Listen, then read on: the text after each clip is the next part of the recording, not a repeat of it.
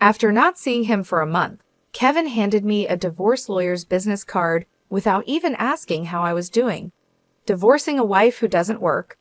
Pay me $2,000 a month as alimony. Sounds good. Take care, Kevin said with a chuckle, standing next to Julie, who was wrapping her arm around him, both wearing smug expressions. Fine, let's divorce then, I said so casually that Kevin seemed a bit surprised, but he quickly shared his smile with Julie. Good thing Olivia isn't much of a thinker. It makes my plan easier to execute.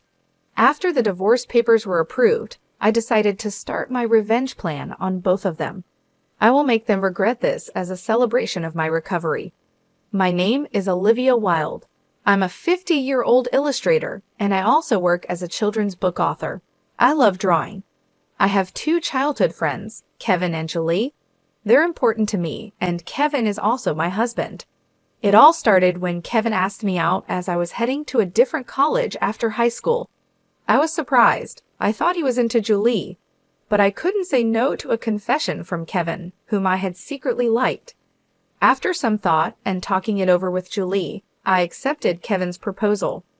Julie's behavior had been problematic since our teenage years, but she was still a dear friend to both Kevin and me. However, Julie had a tendency to steal other people's boyfriends and then dump them once they became obsessed with her, causing problems repeatedly. Her parents were concerned, so Kevin and I often spent time with her to keep an eye on her. Kevin and I got married when we were 23. 5 years later, Julie introduced her fiancé, Paul, a professional working for a top-tier company. Nice to meet you, Olivia and Kevin. I've heard so much about you. Looking forward to our future together, Paul said politely when we met. We all got along well right away. During holidays and vacations, we would take trips or long train rides to enjoy some drinks together. However, things started to change after Julie got pregnant, 3 years into her marriage. Kevin and I had many siblings, so we were never worried about having our own children. We decided not to have kids. We both love kids but weren't interested in the responsibilities of raising them. Besides, we enjoyed our freedom to travel and have drinks. We often found it heartwarming to see families with children, but that was it. When Julie announced her pregnancy, Kevin's behavior began to change. He quit smoking because Julie couldn't stand the smell and even used his vacation days to drive her to doctor's appointments. I warned him, Paul might get upset if you're always with Julie. But Kevin argued back, you have work, don't you? She's our childhood friend and she need help.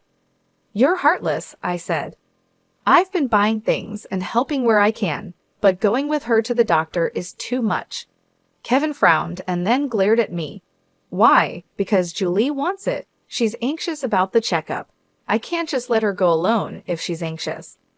All the more reason for Paul to go with her, right? If you go with her every time, it's almost like you're the father of the baby, I replied.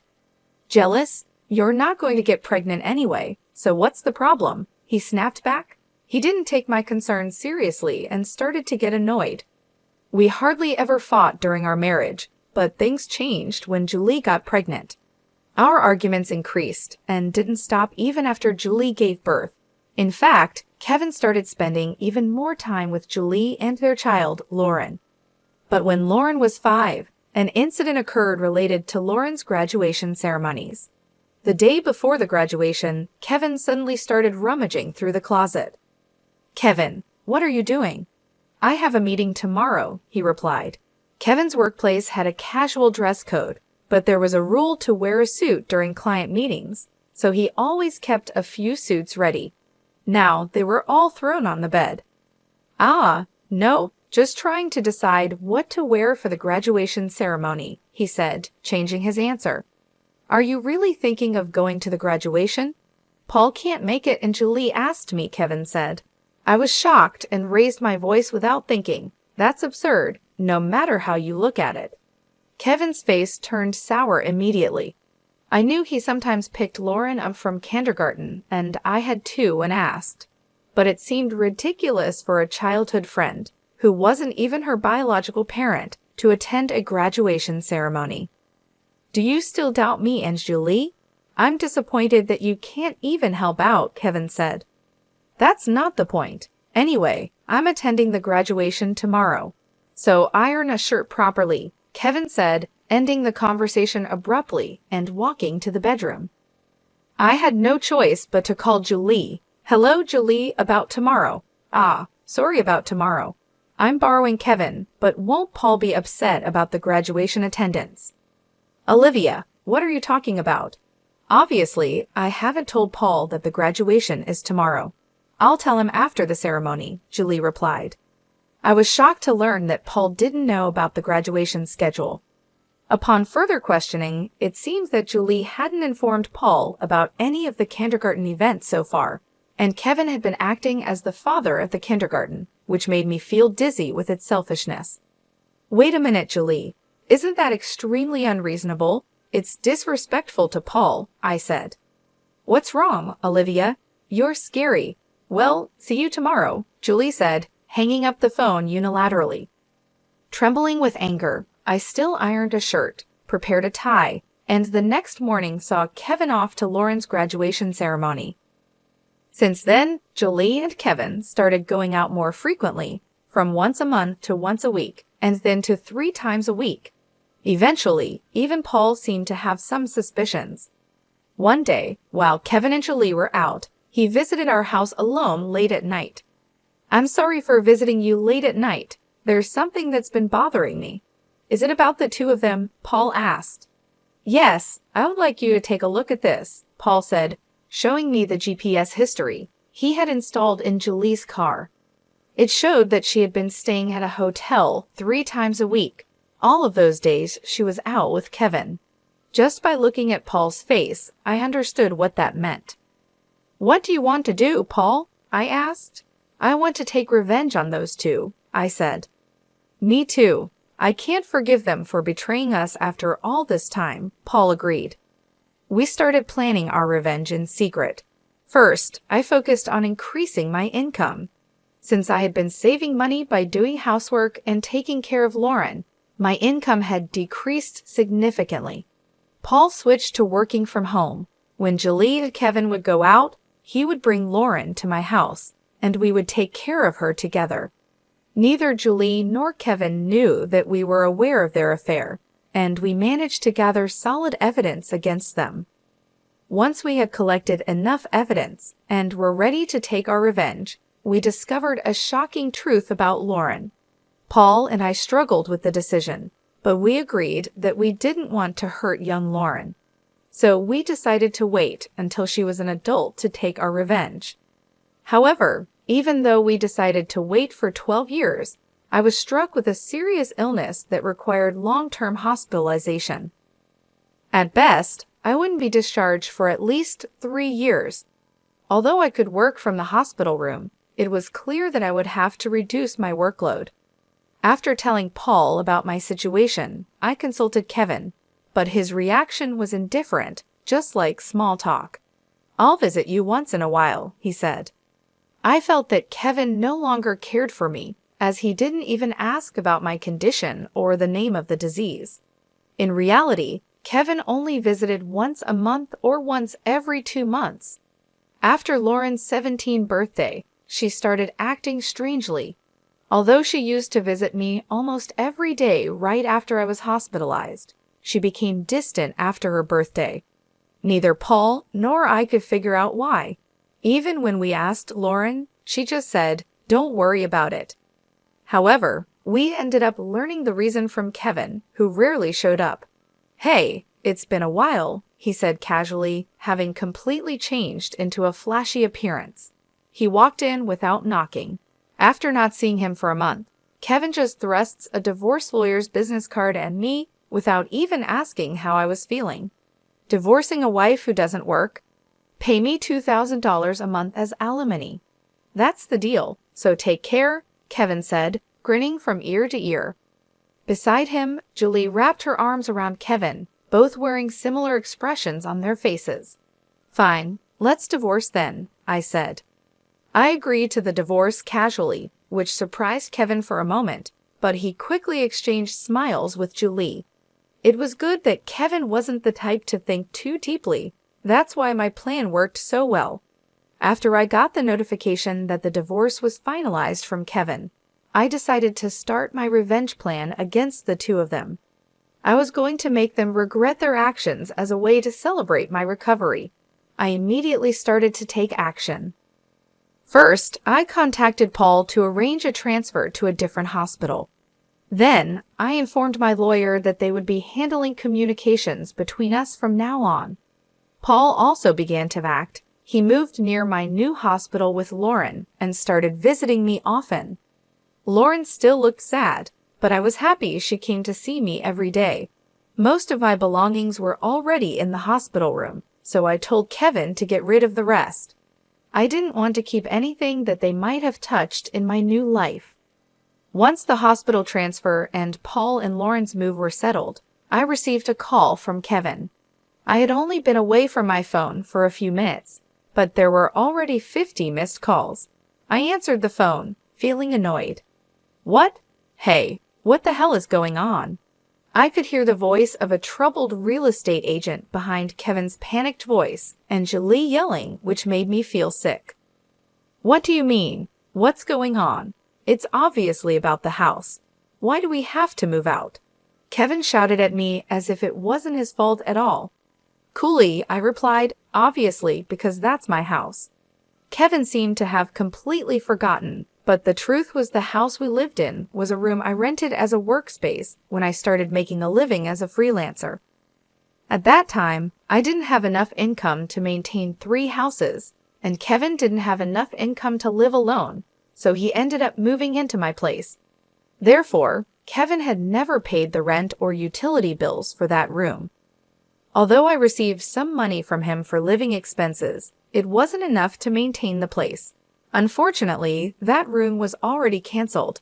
It was far from the hospital I transferred to, so I had processed the cancellation the day after submitting the divorce papers. I didn't tell him because the real estate agent, who knew about our situation, said they would contact him. Suddenly, Paul and Lauren disappeared, and our house was sold. What are we going to do about our new house? Kevin asked. I don't know. Maybe stay in a business hotel for now, I said as I turned on the speaker and started working. Kevin yelled in frustration, "Don't mess with me." However, he seemed to remember something and started speaking in a more soothing tone. Well, whatever. When will you transfer the money? We're running low on cash. What are you talking about? Don't mess around. I told you to pay $22,000, didn't I? He asked. Oh, I don't recall agreeing to that.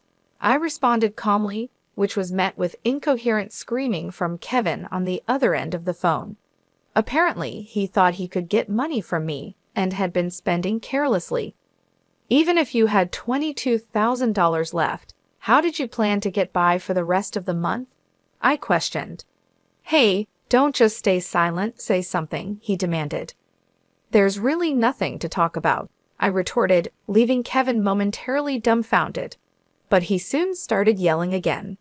Growing increasingly annoyed, I addressed Kevin in as cheerful a tone as I could muster. Anyway, we're basically strangers now, so please don't contact me anymore.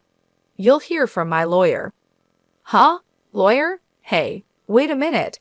Kevin tried to respond, but I hung up without listening. He tried calling back several times, but I ignored it, and eventually the calls stopped. However, angry that I didn't answer, Kevin started ignoring calls from my lawyer. He certainly had a childish side, but I never imagined he'd be the kind of person who didn't mind causing trouble for others. I sighed deeply at Kevin's selfishness. A few months later, after a temporary discharge from the hospital, I visited Kevin's parents' house. In front of me were Kevin and Julie, both looking small and trembling. You telling my parents is a low blow, Kevin said. Oh, I just reported that we got divorced, I replied calmly. Kevin glared at me in response, but he shrank back under his father's stern gaze. Actually, I had a great relationship with my in-laws, even visiting and dining with them when Kevin wasn't around.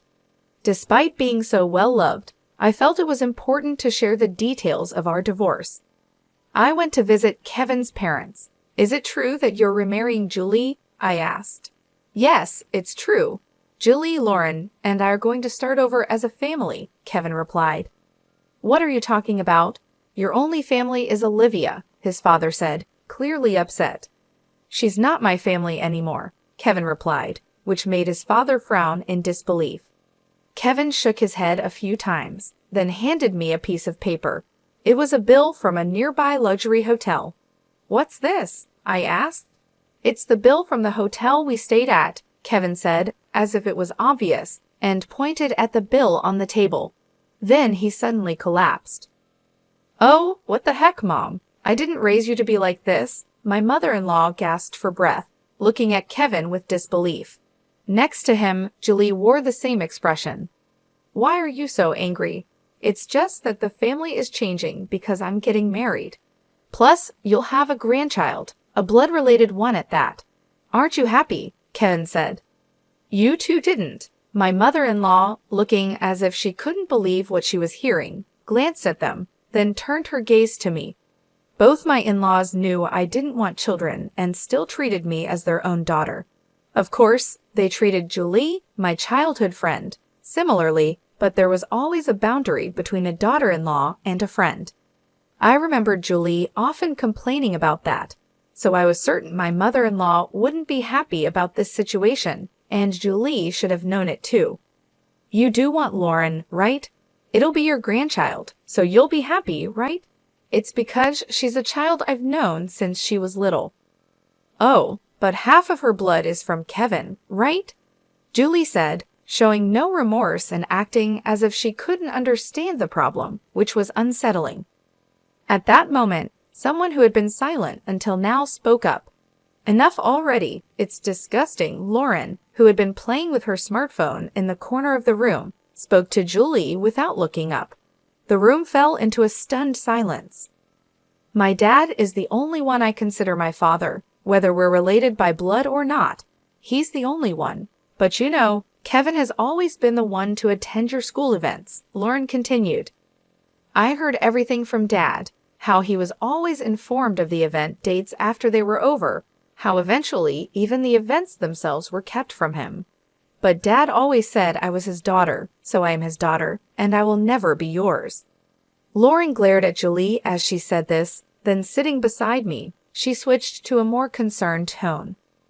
You know, when I found out about this, I thought you would hate me, but Dad said that wasn't the case, so I came here today. Lauren, I love you so much. You were so kind to visit me every day while I was in the hospital. I was really happy, Olivia said. Lauren, perhaps relieved of her anxiety, teared up and hugged me tightly. It might indeed be a child resulting from an affair between Kevin and Julie, yet it's a child I've taken care of for 16 years. There's no way I don't have affection for her, I continued. Speaking of which, Julie, weren't you curious why I wasn't surprised when I found out Lauren is Kevin's daughter? I asked. Julie looked startled, but before she could speak, a new person entered the room. We knew from the start. 12 years ago, actually, Paul suddenly appeared, which was understandable as he had recently asked for a divorce due to irreconcilable differences. I was shocked when you mentioned divorce. Oh, and unfortunately, you're not divorced yet.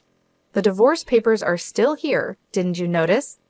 I figured it wasn't in Julie and Kevin's nature to confirm things. But I couldn't help but be stunned that Julie, despite the 200-day waiting period for women to remarry, had not noticed for months. So Julie is still my wife, and Lauren is still my daughter. Well, since there won't be a wife though, Julie interrupted. Wait, what do you mean? A 16-year-old can choose their parent. That's not true. Lauren wants to be with Mom, right? Julie said that and looked at Lauren. Lauren frowned at Julie and held my hand. Julie was speechless at that and glared at me. Then Kevin suddenly burst into laughter. So that's what it is. You two are together. Huh? But too bad. Isn't it impossible to live on Paul's salary alone? Can you stop making weird assumptions? Also, it seems Paul earns double the amount you think, I replied. Julie probably knew about it, but it might just be a bluff. Besides, it's impossible for you to work while dealing with your illness. you'll just die miserably somewhere, Kevin said.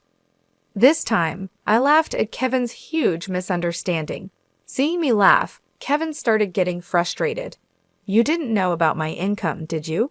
It's probably just a bit more than a part-time job. No. It's different. My annual income is $800,000, I said. Kevin's eyes and mouth were wide open in shock. Julie was also stunned. In fact, over the past 12 years, I have become a popular children's book author, and my income has really gone up because of essays, interviews, and more. There's even a movie based on my books coming soon, so I'm earning even more. Oh, do you want to see this? I said, and showed Julie my bank account on my phone.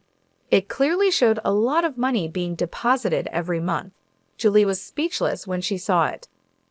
Olivia, let's make up, huh? Kevin said, sounding hopeful.